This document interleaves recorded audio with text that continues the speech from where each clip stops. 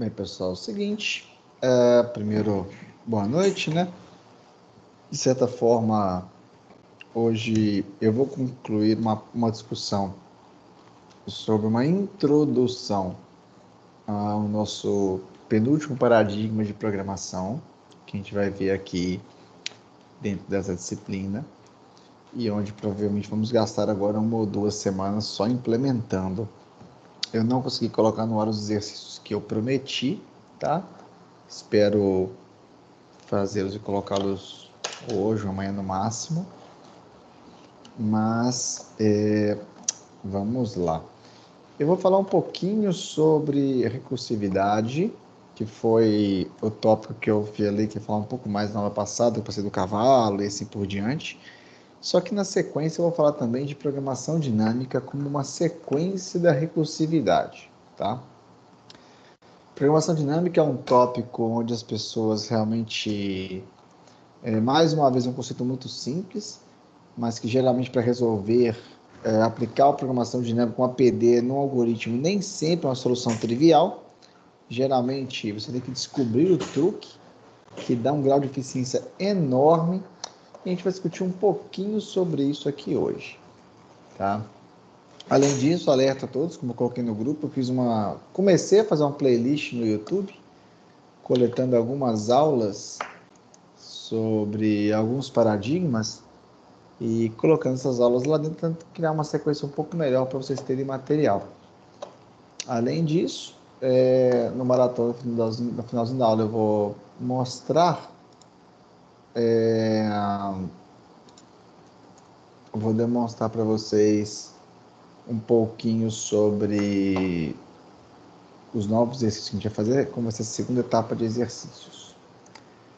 Então, de certa forma, recursividade é uma definição que pode ser encontrada de forma bem restrita, dividir um problema maior em partes menores e igualmente estruturadas até chegar à menor parte de todas, cuja resposta é indivisível e trivial. E aí você resolve essa parte indivisível e trivial e vai resolvendo partes maiores, tá? Tecnicamente, uma função recursiva chama ela mesma, com os valores de parâmetros diferentes a cada rodada, e eu tenho uma memória, onde a cada chamada, mais memória é usada para variáveis locais. Então, eu crio uma chamada, crio uma variável, uma instância da variável local, faço esta chamada com um novo ciclo e assim por diante. O exemplo mais trivial e mais clássico de todos é o cálculo de fatorial. Então, o fatorial ele é um cálculo naturalmente recursivo pela sua própria definição, porque o fatorial é o fatorial de um número vezes o fatorial do n-1. Então, se eu quisesse fazer uma função recursiva para calcular fatorial, eu tenho fatorial de n, enfim, maior que 1, fatorial de n menos o fatorial de 1 é que eu tenho a chamada recursiva. E else eu tenho retorno 1. Isso aqui funciona, mas baseado no que vocês já viram comigo um pouco este semestre, qual que é o problema da recursividade? Qual que é o problema de fazer chamadas recursivas? Gasto de memória. Gasto de memória, Muito overhead. lento. Lento não necessariamente é uma boa resposta, Carlos, porque, na verdade, uma chamada recursiva, ela fica lenta pela sobrecarga do processador. Porque ele não só pega a cada chamada recursiva, tem que desempilhar um monte de coisa na memória e colocar outras coisas na memória principal. Então, essa troca, quando ela fica um volume muito grande de dados, ela fica lenta. Mas não necessariamente a recursividade é lenta. Um efeito, dependendo da sua implementação, é uma suposta lentidão. Então, ele gasta mais memória do que uma solução iterativa. Ao mesmo tempo, eu tenho aqui um outro exemplo. Quando uma função f de x chama uma função de g de x e aquela função g de x chama f de x, ou seja, uma função não é recursiva diretamente, mas ela chama uma outra função interna e essa função interna chama a função f de x. Nesse caso aqui, ó, eu tenho uma recursão da mesma forma, tá? Eu tenho uma f, essa f, f de a, se for menor que 20, eu retorno a mais mais, né? E eu faço um g de a. E aí no g de a, eu recebo um b, né? E esse g retorna o f. Então repare que eu não tenho uma recursão, mas é uma recursão indireta que acabou ocorrendo no meu fonte. Fica perceptível isso?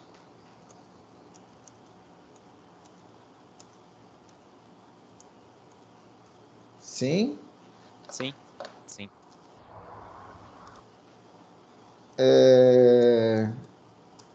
Bem, todo mundo entende a chamada de execução do lado direito? Melhor explicar, fazer uma chamada com ela, né? Para explicar um pouquinho.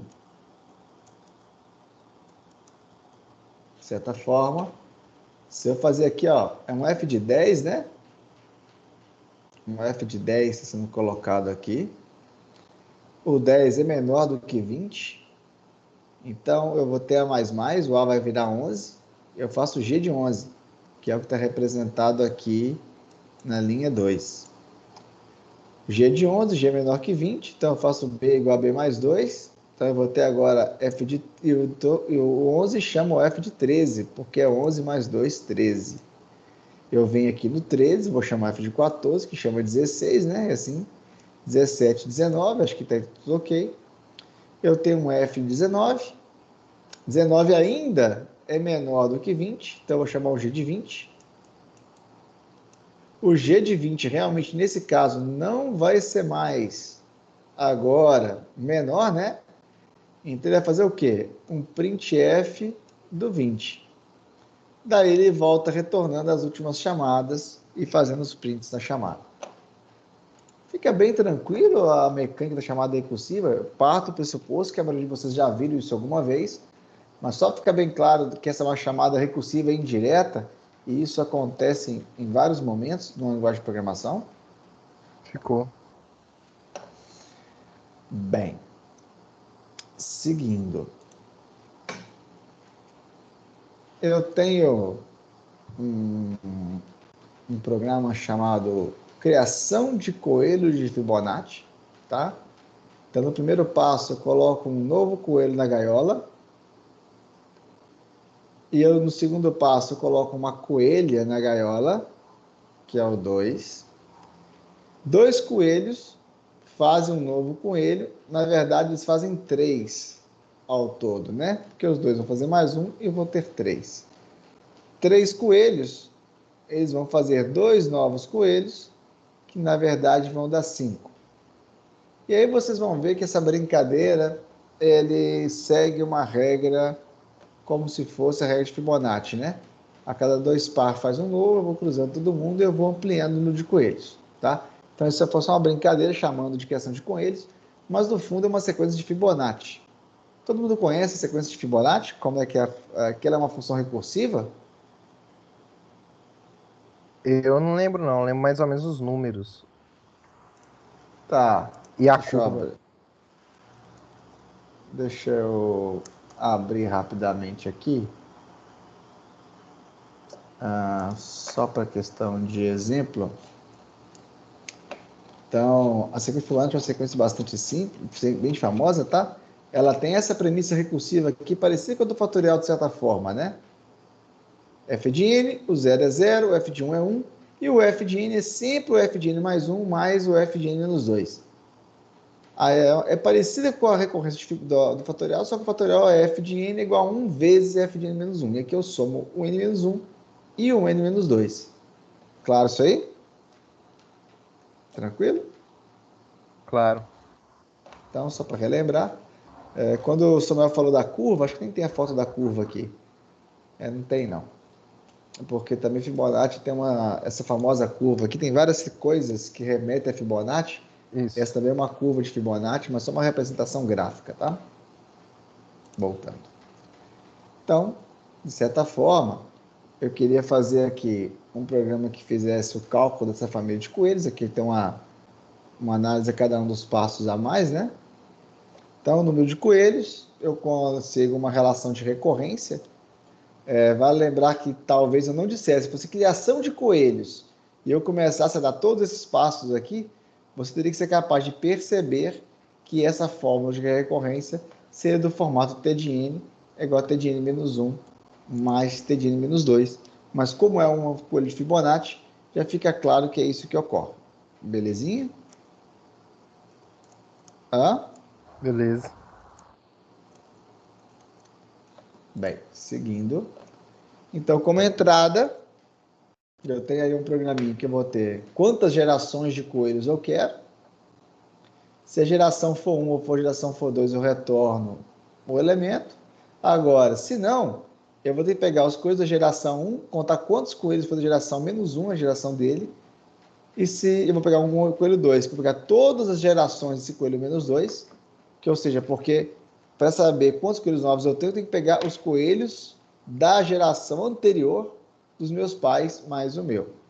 Então eu tenho aí o que seria menos 2 e menos 1 para fazer essa soma. Isso aqui é praticamente uma nova forma de representar uma função recursiva de Fibonacci.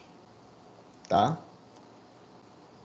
Até aí, vocês acham que é tranquilo? Essa função ia rodar super bem? Essa função tinha limitação? Como é que seria?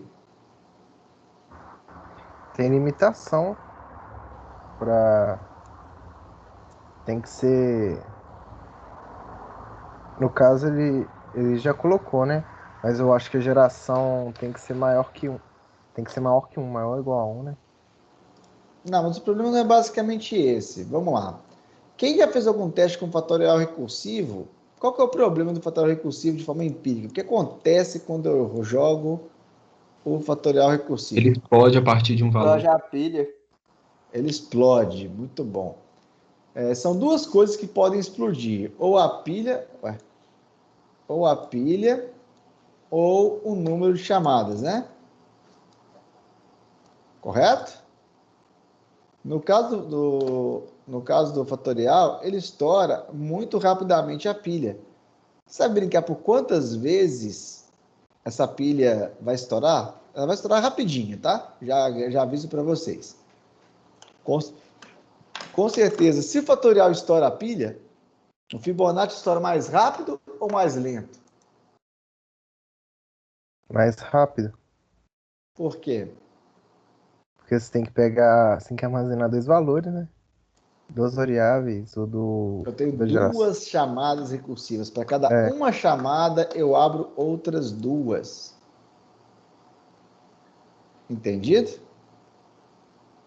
Sim. Beleza.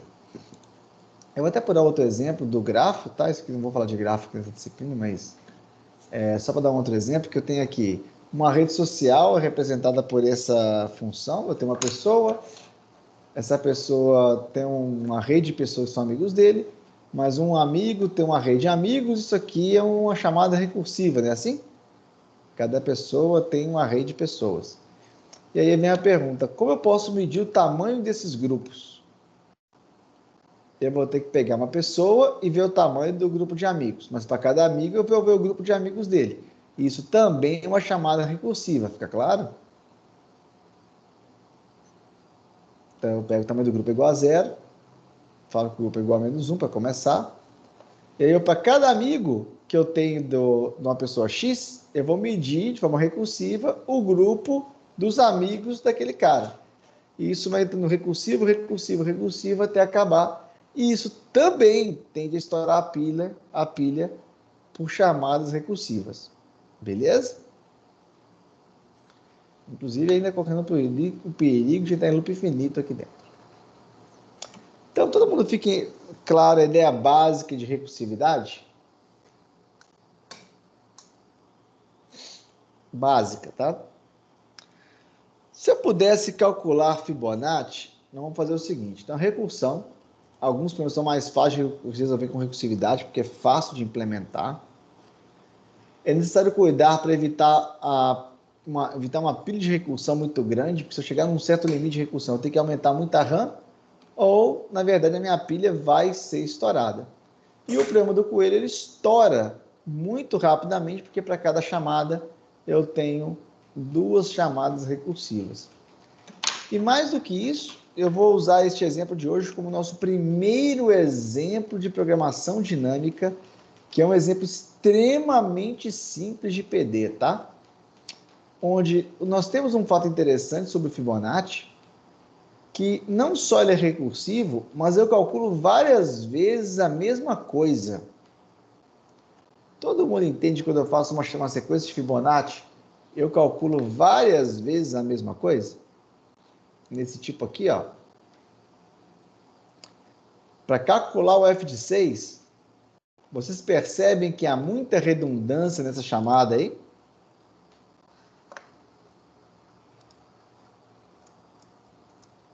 Sim. Estou calculando o f de 2, por exemplo, várias vezes. Imagine que isso é só um f de 6, né?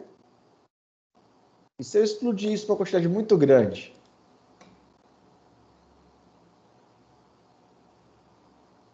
Hã? Aí vai subir de maneira exponencial. Vai exponencial, sim.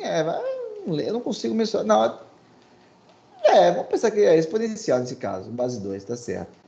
Mas, vamos lá. Que forma vocês imaginam para fazer isso calcular mais rápido sem ser por recursividade?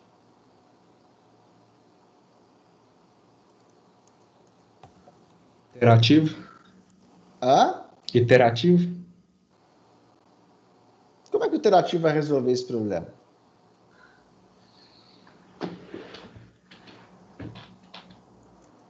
Eu poderia passar, por exemplo, de um caso controle não estou pensando em implementação aqui agora, mas começar de um pequeno valor e aí até o valor que eu quero. Mas você acha que vai mudar?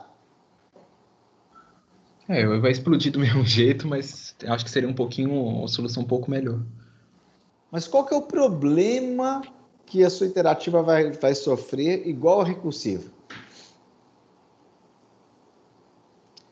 O fato que ela depende do valor de entrada? Você vai concordar que mesmo a sua iterativa, esse cálculo de f de 3 e f de 2, vai ser calculado várias vezes de forma inútil? Justo. Então, o nome ele é um pouco ruim, tá, gente? Mas assim, qual que é a base de uma programação dinâmica? Eu vou dar como se fosse essa solução recursiva, ela até poderia ser recursiva, só que para todo problema eu quero guardar uma memória de cálculo. Então a brincadeira é assim, eu posso calcular o f de 6. Eu calculo o f de 5 que eu não sei, eu calculo o f de 4 que eu não sei. Na segunda rodada, eu calculo o f de 4 que eu não sei, eu calculo o f de 3 que eu não sei, mais o f de 3 que eu não sei, o f de 2 que eu não sei. Tá tudo empilhado, tá vendo? Empilhado na recursividade, empilhado aqui, tudo isso aqui é empilhado, né? Aí, eu volto para essa chamada de cá, eu tenho o f de 2, o f de 2, o f de 2, o f de 1. Mas um monte de chamada recursiva complicada. Só que qual que é o cenário que eu vou começar a discutir? Em algum momento eu vou ter que fazer a minha estratégia funcionar. Porque repare que aqui de cara eu calculo o f de 3 duas vezes. E eu vou guardar, vamos dar um exemplo de uma matriz ou em alguma memória de cálculo. Uma vez que eu calcular o f de 3, eu vou guardar esse resultado para que quando eu entrar nessa chamada recursiva, eu não entre de novo. Eu tenho a resposta pronta na RAM. Isso fica claro? A proposta básica? Sim, sim. Então, Sim, sim. o que se chama de programação dinâmica, de forma bem simples, é você conseguir olhar um problema, ter a visão, conseguir enxergar de que aquele problema, muitas das vezes, ele vai ser um cálculo Só infinito. minha mãe não tá. A mãe do Samuel não tá. Teoricamente, eu queria era que a solução, ela vai ser, o problema ele é exponencial. O problema gasta muito. Só que eu vou otimizar ele porque eu percebi que, apesar de ser exponencial, eu tenho uma quantidade enorme de cálculo feito 2, 3 vezes em alguma esfera. Então, eu crio uma estratégia de programação de maneira que eu possa chegar a um certo nível, entender que aquela memória de cálculo é importante, guardar em algum lugar e ajustar, tá? Ajustar o cálculo para que eu não tenha que fazer esse cálculo duas vezes. Então, se eu calcular, por exemplo, o f de 4 primeiro, quando eu voltar para o f de 5, tá? O f de 4 já foi calculado e o f de 3. Entendido?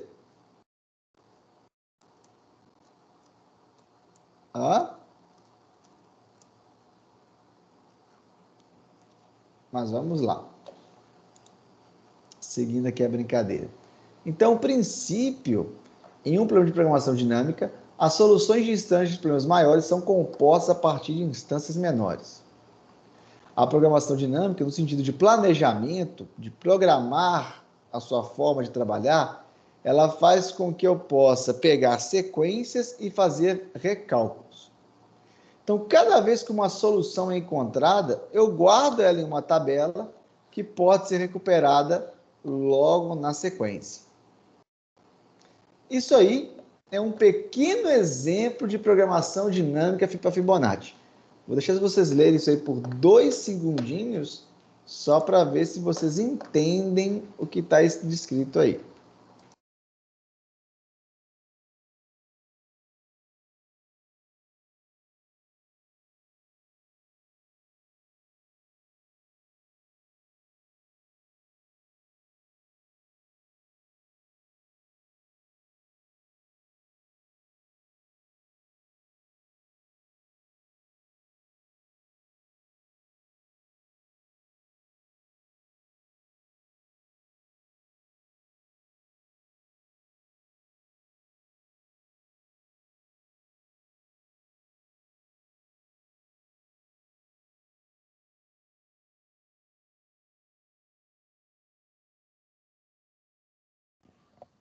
Esse vetor, no caso, é uma variável global? Sim, sim. Ela tem que ser uma variável global, tanto que está aqui fora, né? Senão não consegue enxergar na memória compartilhada.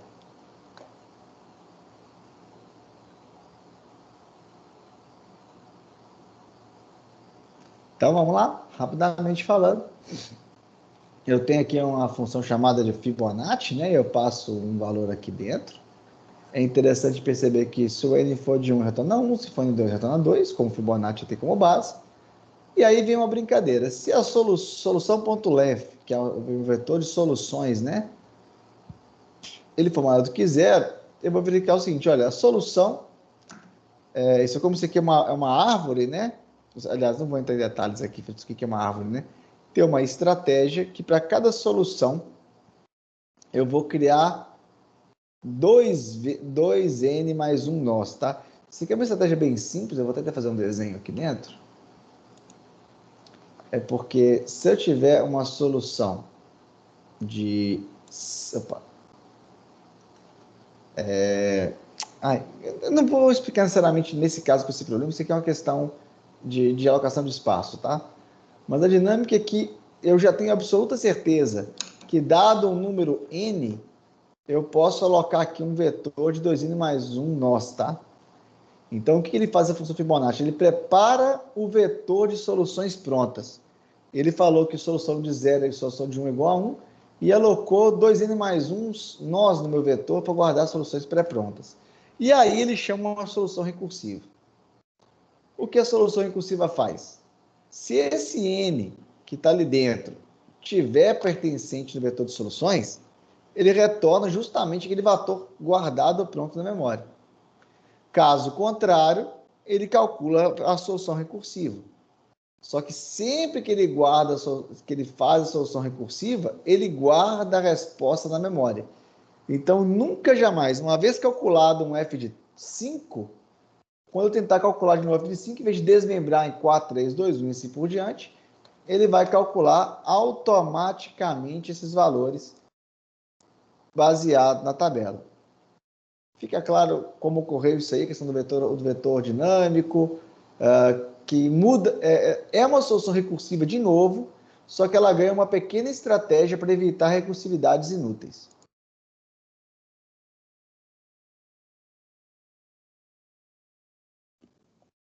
Cada iteração ele está fazendo uma cópia desse vetor? Não tem cópia aí, não. O vetor ele tá em variável global, né? Então, como a chamada é recursiva, a chamada recursiva fica só aqui, né? Então, na memória do RIP, só isso aqui fica no RIP, porque isso aqui fica global, Entendi. nesse caso. Alguma dúvida inicial?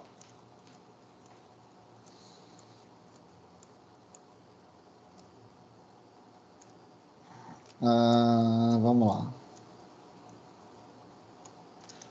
Seguindo aqui. Opa, desliguei. Opa, escapou. Tá. Então, E esse aqui, olha, passa a ser uma outra forma de fazer Fibonacci. Vocês entendem essa chamada aí? Repare que essa aqui é uma solução, essa aqui é outra, tá?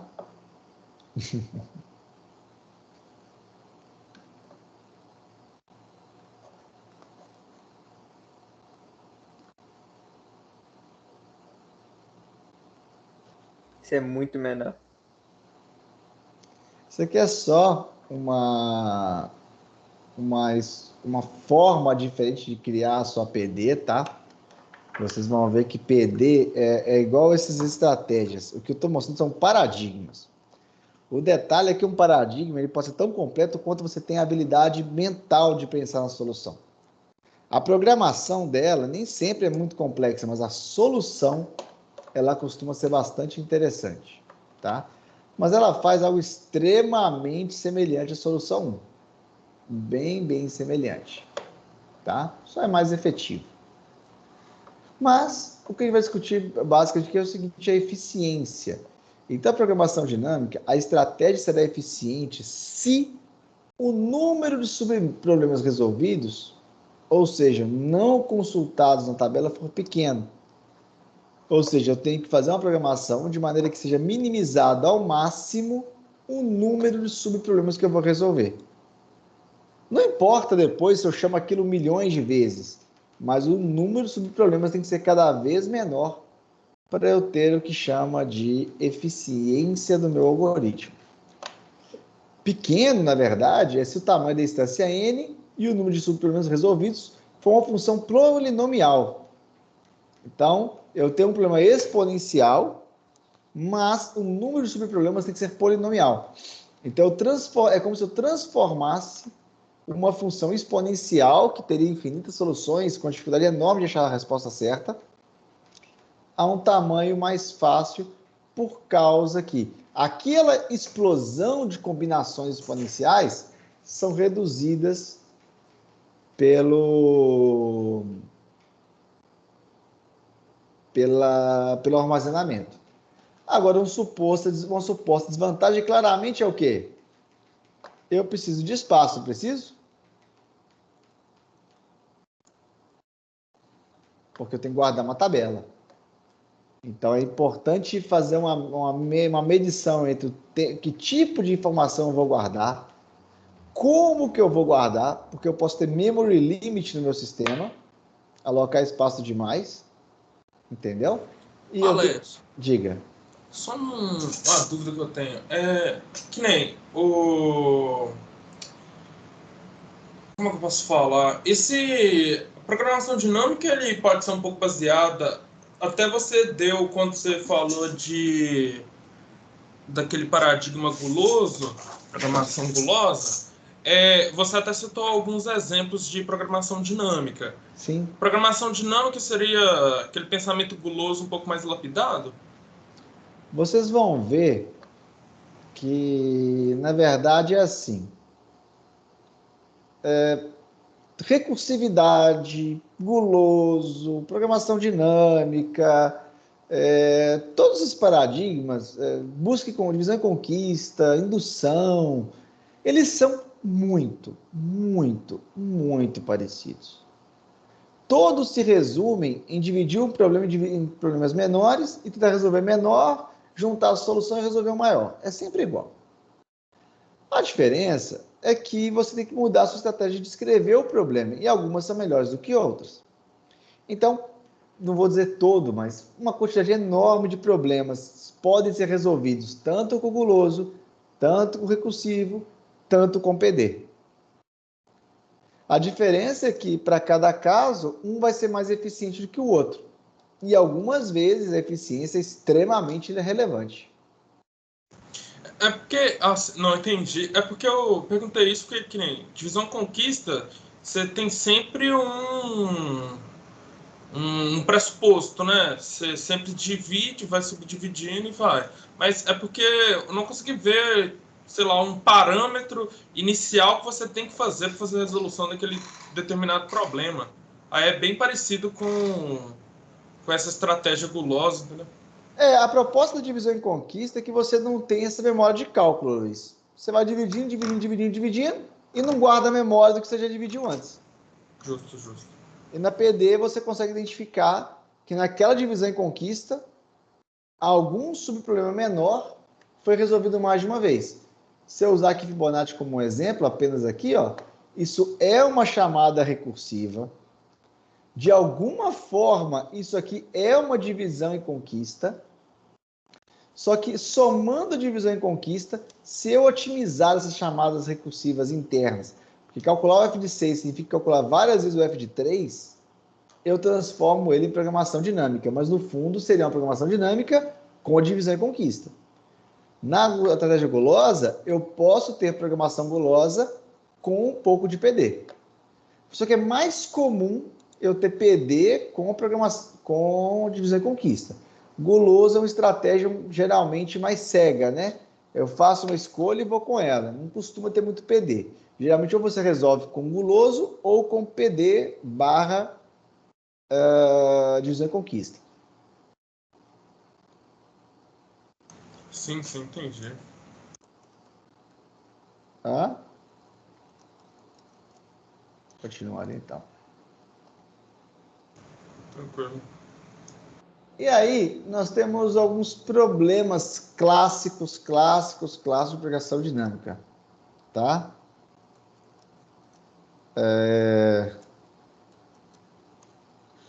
Vamos lá. Cada programa pode ser formulado de forma diferente, de uma solução em programação dinâmica. Eu tenho um problema de multiplicação de cadeia de matriz, eu tenho problema da mochila, distância de edição de strings, máxima subcadeia comum.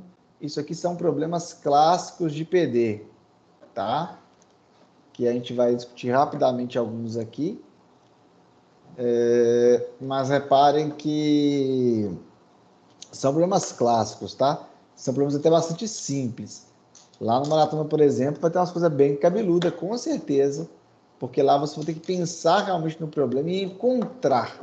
O mais difícil é encontrar a solução da programação dinâmica e não necessariamente programá-la. Então, a programação dinâmica, eu tenho uma subestrutura, eu tenho que primeiro procurar o quê? Uma subestrutura ótima.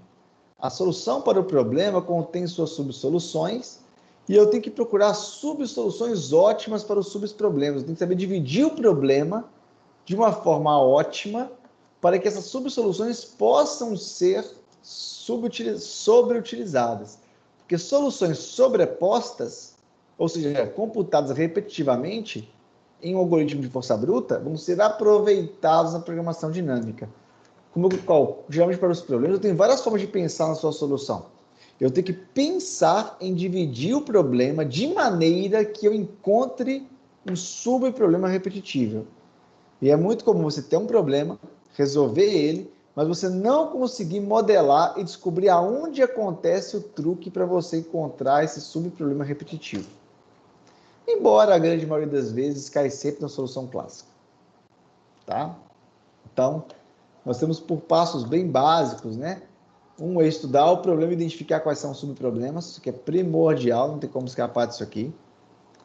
A segunda é montar a recorrência, porque uma vez que eu encontrei o subproblema, eu tenho que montar a recorrência. E aí eu tenho que escrever esse algoritmo, geralmente algumas alternativas, tá?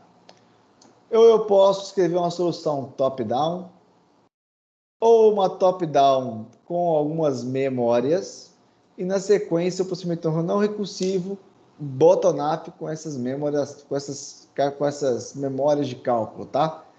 Isso aqui é um passo interessante. Alguém sabe que é uma solução, uma recursão top-down? Alguém sabe falar para a gente o que é uma solução top-down?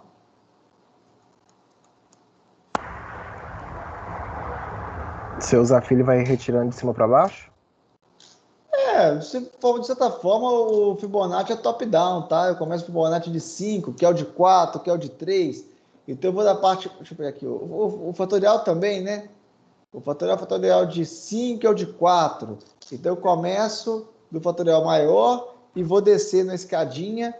Para resolver o de cima, eu tenho que resolver o de baixo. Por isso que eu vou na solução de cima para baixo. Fica claro? Claro.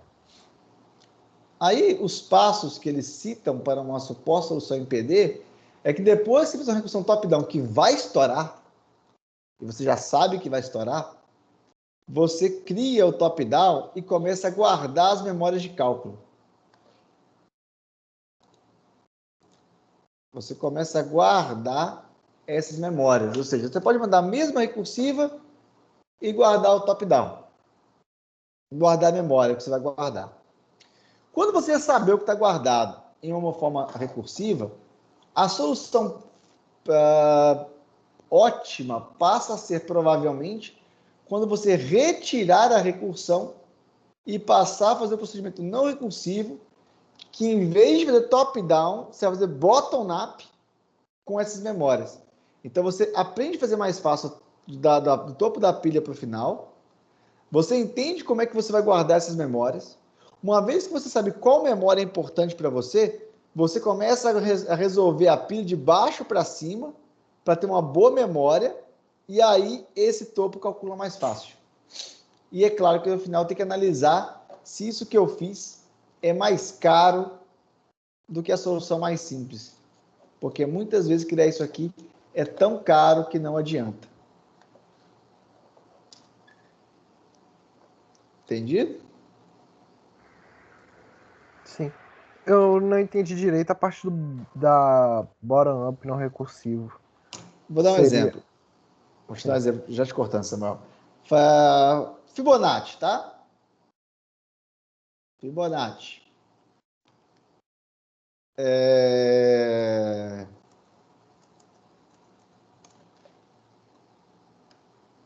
Vamos lá, eu fiz a solução. Cadê a solução? Ah, não fiz, né? A solução recursiva tá fácil, não tá assim? Sim. Beleza. Essa aqui, ó, seguia o segundo passo, que seria a recursiva com memórias. E aí eu já aprendi que em algum momento eu tenho que calcular o Fibonacci do N-1 e que hora que eu vou guardar essa memória. Repara que isso aqui é uma solução recursiva com memória? Sim, sim. Hã? Deu pra ver agora. Vamos lá. E aí, na sequência, essa solução é recursiva?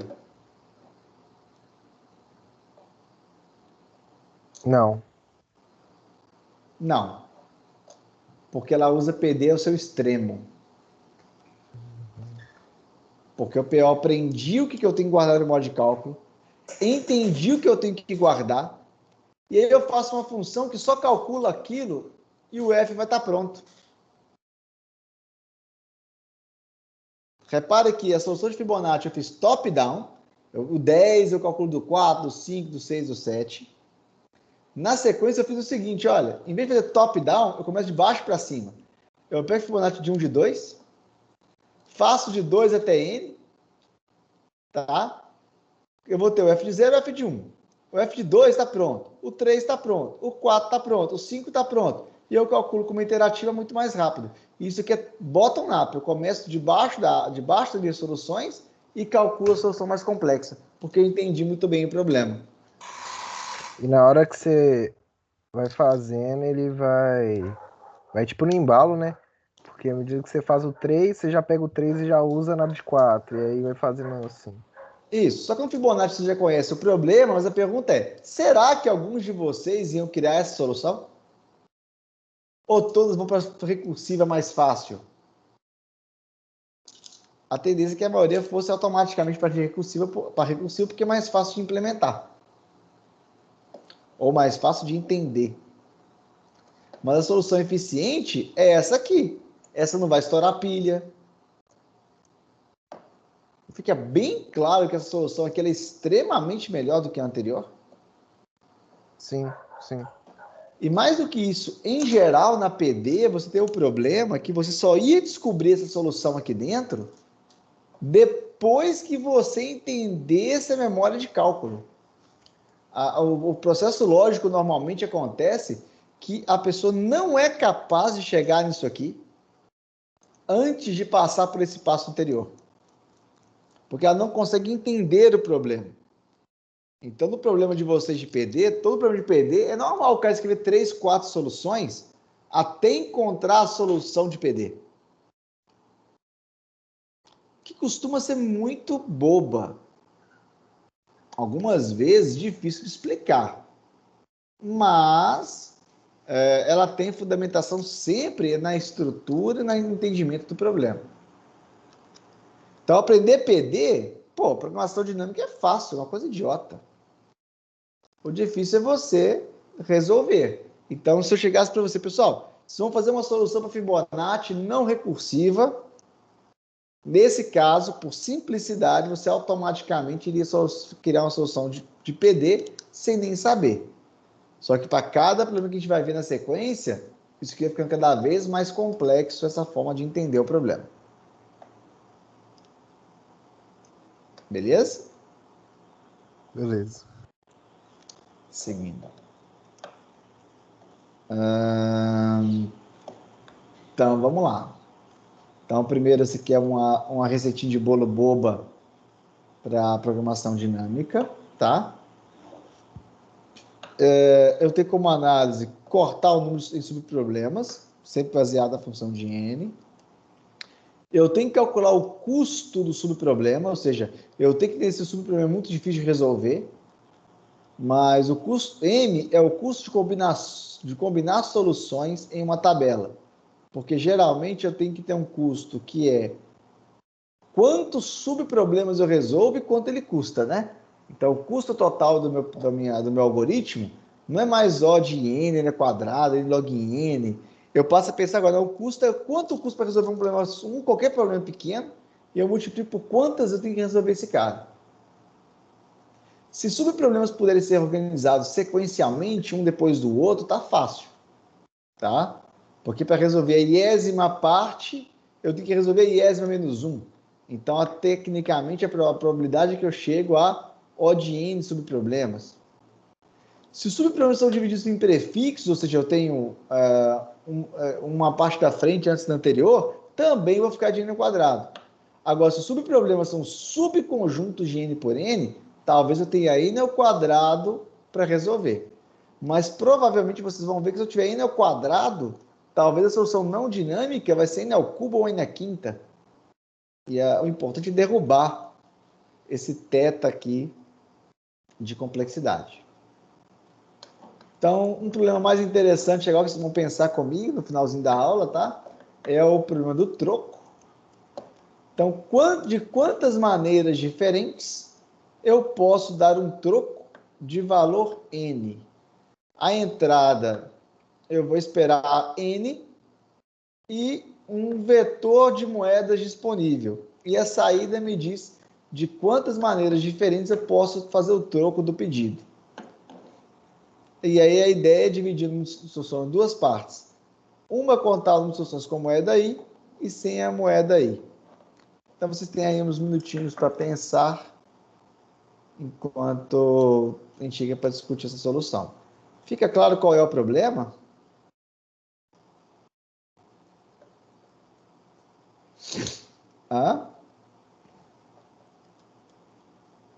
No caso, o que seria a moeda I? Moeda... Não, eu tenho DN é 10 real, beleza? Uhum. E o S é um vetor com 0,10, 10 centavos, 2 reais. São os possíveis valores que eu posso criar o troco de N. Sim. Pensa aí se é fácil resolver isso.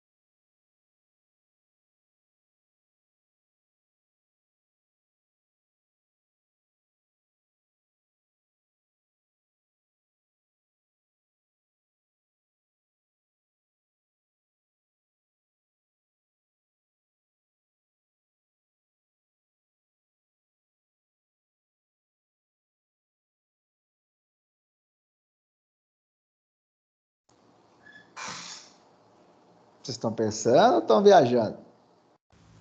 Pensando. Pensando. Pensar é com o papel, tá, gente? Não tem como pensar sem um papel, um diagrama e fazendo teste, não, tá? Ficar olhando para a tela não é pensar, não.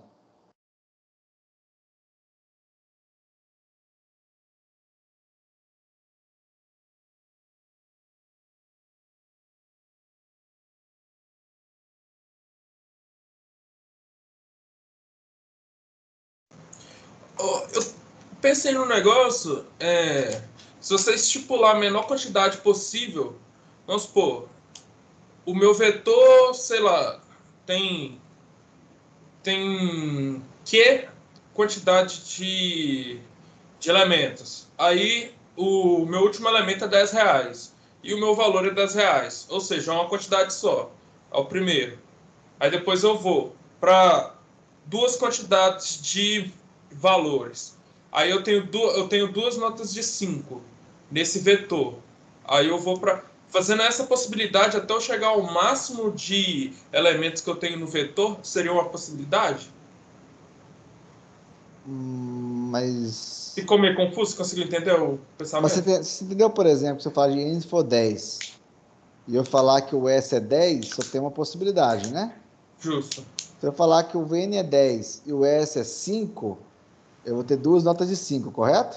Justo. E se eu falar que o N é 10, o S é 2 e 5, quais são as suas respostas? Como assim 2 e 5? Eu tenho R$ 10 e o meu Aham. S, meu troco pode ser em notas de 2 ou notas de 5. Ah, tá, não entendi. Aí não completaria. Pode ser ou duas notas de 5. É porque eu acho que eu penso que a ideia que eu tive assim é sempre você partir do parâmetro que você vai começar da menor quantidade possível de notas para Tudo bem, completar o valor que eu quero. é uma estratégia, mas eu quero quantas maneiras diferentes. Então, você partindo desse pressuposto, da menor para maior, você consegue ir montando uma forma que a cada interação você vai eliminando, aí você consegue montar alguma estratégia. Mas eu, Assim, preci- pensando mas a eu, grosso modo, mas entendeu? eu preciso da estratégia. Sim, sim.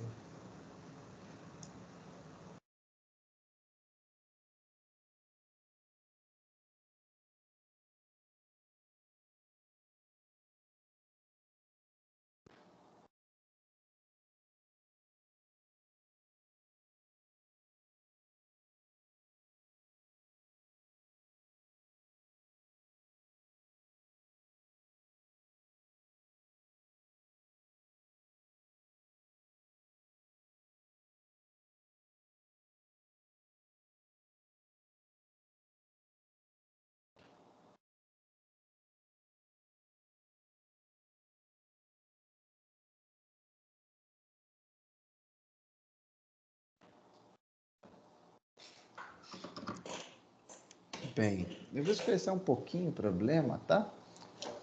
Mas isso é um problema clássico para tentar ser resolvido, tá? Então, exemplo do troco. O primeiro problema que vocês têm, cara, é montar uma solução de recorrência. Não é isso? Como é que fica a solução de recorrência para você fazer o troco? Eu já garanto para você que é uma solução recursiva. Como que eu monto a recursividade nisso aí?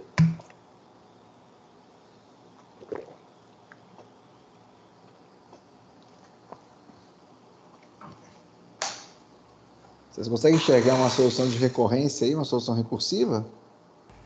Ô, professor, eu tive uma ideia que eu não sei se funciona muito bem, mas numa função recursiva eu começo pelos maiores valores possíveis para dar o troco, e a cada recursão eu decomponho esse troco em notas menores, e aí assim por diante. Mas aí a pergunta é, quais são os parâmetros que você passa de uma chamada para outra? Você pode ordenar. Leva em consideração essa daí do Vitor, você ordena e vai passando posição nos vetores. Bem, gente, Ou ordenar teria um gasto maior. vamos fazer o seguinte, beleza? Eu tenho aqui R$10 e eu tenho para começar aqui 4, 2 e notas de 1 para simplificar, tá?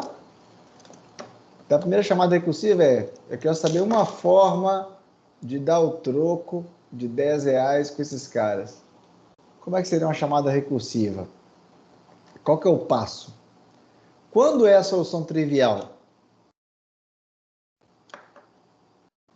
Não ter mais notas, não ter mais possibilidades. Mais notas? Então as notas estão aonde? Estão aqui? Estão aqui? Direita seria as possibilidades.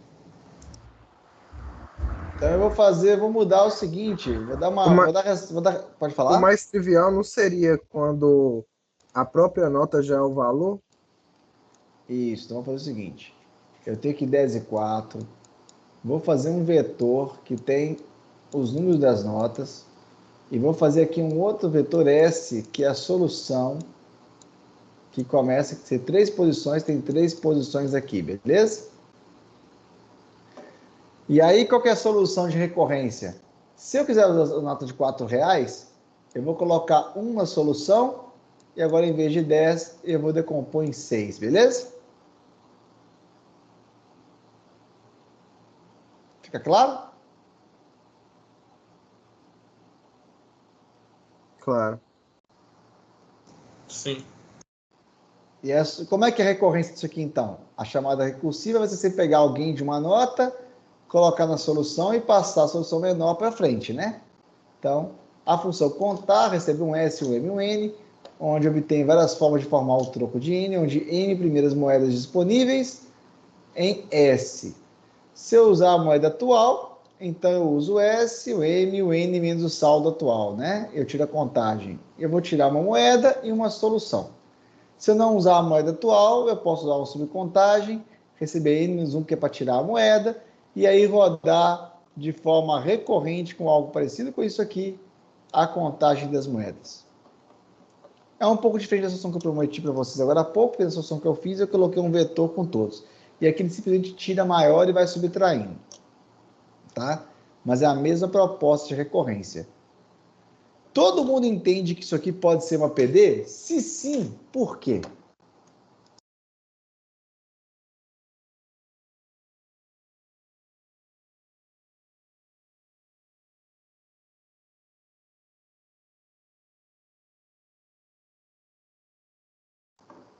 E aí, gente? Porque tá tendo necessidade de refazer o mesmo cálculo várias vezes? Essa com certeza é a resposta. Você consegue enxergar de verdade quando que você quer recalcular a mesma coisa várias vezes, Samuel?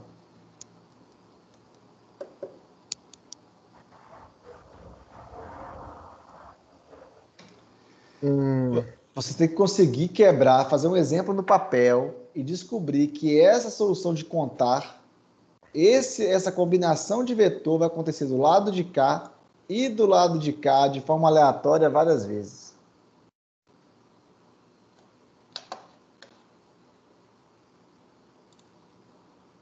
tá? Então aí só para vocês brincarem, já vem até uma solução com recursão top-down. Então, se o meu valor n for 0, eu arrumei um jeito de dividir, né? Que esse n aqui é o valor total que sobrou, não foi lá, ó. S é um array com os valores de moeda em centavos, M é o número de valores de moeda disponíveis e N é o valor de centavos a ser trocado. Se eu tenho N, quando eu chegar no N igual a 0, quer dizer que eu consegui fazer um troco, não foi? Resto 0. Isso. Se o N for menor que 0, é porque eu não tenho mais moeda disponível e eu vou fazer o quê? Vai dar menos do que o valor, então não tem como dar troco. Aquela solução não é possível de ser encontrada, beleza? Se o M ou o N for igual a 1, é porque acabou os valores, também não tem o que fazer. Se não, eu rodo ele de forma recursiva. E essa aqui é a solução top-down, recursiva. Fechado? Para o exercício da aula de hoje, não vai ser um exercício do maratona. Eu vou colocar esse vídeo no YouTube já agora e vocês vão tentar, para a próxima aula, pensar em aonde você vai colocar a memória de cálculo para esse problema e se você consegue resolver esse problema de forma não recursiva, usando algum conceito de PD simples, tá? Na próxima aula eu vou responder essas perguntas, mas faz sentido que vocês tenham lido um pouquinho, pensado, antes de eu dar a resposta. E mais uma vez, eu sempre faço aquele comentário, né? Isso só funciona se você pegar um caderno e tentar fazer um teste, descobrir quanto é que acontece essa recursividade. Caso contrário, você nunca vai encontrar. E se você não encontrar e pegar a solução pronta na internet, perdeu a graça toda, você não vai descobrir. Quando eu explicar, você não vai entender. E quando eu der um outro problema, você de novo, a sua mente não vai adquirir uma forma de pensar para encontrar soluções de PD. Soluções de PD é igual prova de cálculo. Você só consegue fazer uma prova de cálculo quando você faz tanto exercício que a sua cabeça começa a funcionar para descobrir os padrões. Então, quem participa de uma maratona, por exemplo, a única forma de fazer programação de PD é quando você conhece os truques. Você faz tanta programação de PD que sua mente se acostuma a encontrar os padrões. E esse aqui é o primeiro passo, primeiro exercíciozinho de um PD. Belezinha? Eu vou pausar. Beleza. Eu vou pausar a aula, não vou continuar aqui, ó, até o resto dos slides. Eu vou parar no passo 3. Vocês têm essa solução. Vocês podem implementar ela em Java, o que vocês quiserem para testar. Depois vocês vão tentar, primeiro passo aqui, será que eu consigo descobrir quando que isso aqui se repete? E como é que eu posso guardar na memória os valores repetitivos para fazer mais rápido a solução? E quando você acabar de resolver tudo, como é que eu uso essa memória de cálculo para fazer um cálculo não recursivo? E ver se você chega na solução correta. Mas eu vou dar ela pronta na próxima aula, eu vou continuar essa discussão aqui dentro. Beleza? Beleza. Ok. Beleza. Então, deixa eu parar a gravação.